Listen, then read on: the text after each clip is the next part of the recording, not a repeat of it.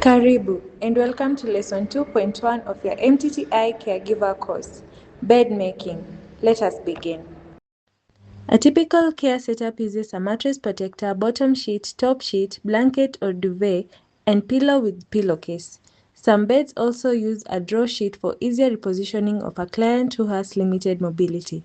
Knowing each piece and its purpose is the starting point before making any bed. Bed making follows a clear order. Strip and check the mattress. Fit the bottom sheet snugly with mitered corners so it doesn't wrinkle under the client. Position the draw sheet if used. Add the top sheet and blanket with enough tucking to stay secure but not so tight it restricts movement. And finish with pillows plumped and cases fitted cleanly. Key point: a wrinkled or poorly tucked sheet isn't just untidy. For a client who spends long hours in bed, it's a real pressure sore risk.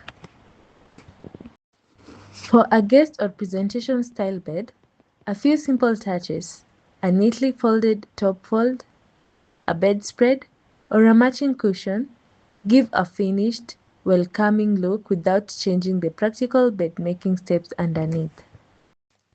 Beyond appearance, a properly made bed supports hygiene, since clean dry linen reduces skin irritation and infection risk, along with comfort and safety, particularly for a client who is bedbound or spends significant time resting. That is lesson 2.1, bed making. Next up, lesson 2.2, cleaning and hygiene standards.